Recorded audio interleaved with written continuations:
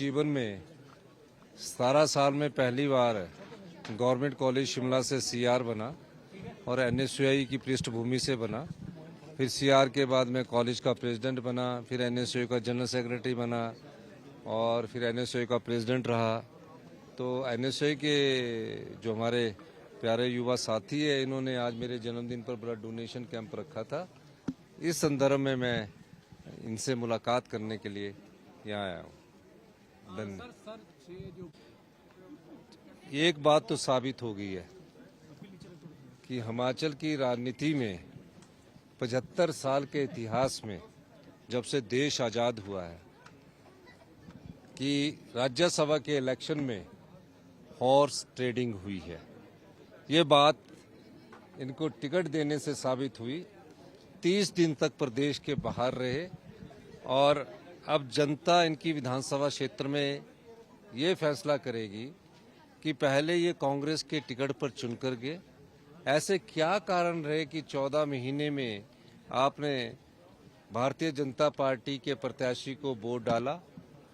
विरोध अगर होता भी था तो घर के अंदर होता था, लेकिन भारतीय जनता पार्टी के प्रत्याशी को वोट डाला और वोट डालने के बाद एकदम यहाँ से हेलीकॉप्टर से उड़कर गए, हेलीकॉप्टर से उड़कर आए और जब यहाँ हेलीकॉप्टर से उड़ने के बाद भी 30 दिन में इनका कितने खर्चा किया है, ये सब चीज़ों का लोगों को पता होना चाहिए।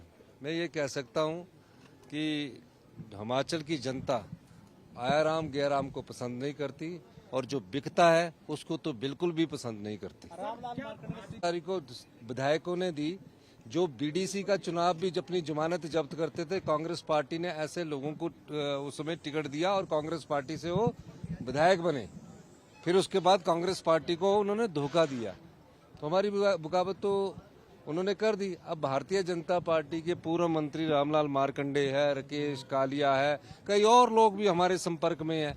यही नहीं, पिछले मंत्रिमंडल के भी सदस्य है।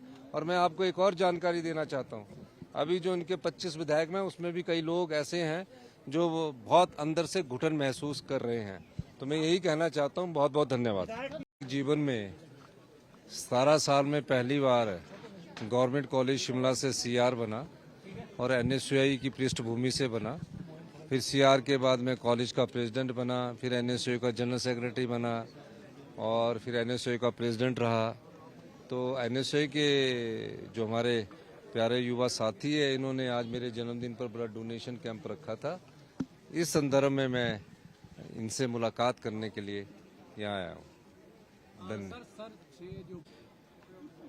एक बात तो साबित हो गई है कि हिमाचल की राजनीति में 75 साल के इतिहास में जब से देश आज़ाद हुआ है कि राज्यसभा के इलेक्शन में हॉर्स ट्रेडिंग हुई है। ये बात इनको टिकट देने से साबित हुई। 30 दिन तक प्रदेश के बाहर रहे और अब जनता इनकी विधानसभा क्षेत्र में ये फैसला करेगी कि पहले ये कांग्रेस के टिकट पर चुनकर गए। ऐसे क्या कारण रहे कि 14 महीने में आपने भारतीय जनता पार्टी के प्रत्याशी को वोट डाला। विरोध अगर होता भी था तो घर के अंदर होता था, लेकिन भारतीय जनता पार्टी के प्रत्याशी को वोट डाला और वोट डालने के बाद एकदम यहाँ से हेलीकॉप्टर से उड़कर गए, हेलीकॉप्टर से उड़कर आए और जब यहाँ हेलीकॉप्टर से उड़ने के बाद भी 30 दिन में इनका कितने खर्चा किया है, ये सब चीज़ों का लोगों को पता होना चाहिए। मैं ये कह सकता हूँ कि हिमाचल की जनता आयाराम गैराम को पसंद नहीं करती और जो बिकता है उसको तो बिल्कुल भी पसंद नहीं करती।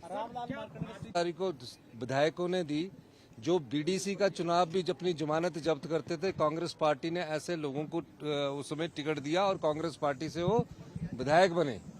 फिर उसके बाद कांग्रेस पार्टी को उन्होंने धोखा दिया, तो हमारी बगावत तो उन्होंने कर दी। अब भारतीय जनता पार्टी के पूर्व मंत्री रामलाल मार्कंडे है, राकेश कालिया है, कई और लोग भी हमारे संपर्क में है। यही नहीं, पिछले मंत्रिमंडल के भी सदस्य है। और मैं आपको एक और जानकारी देना चाहता हूँ, अभी जो इनके 25 विधायक में उसमें भी कई लोग ऐसे हैं जो वो बहुत अंदर से घुटन महसूस कर रहे हैं। तो मैं यही कहना चाहता हूँ, बहुत बहुत धन्यवाद।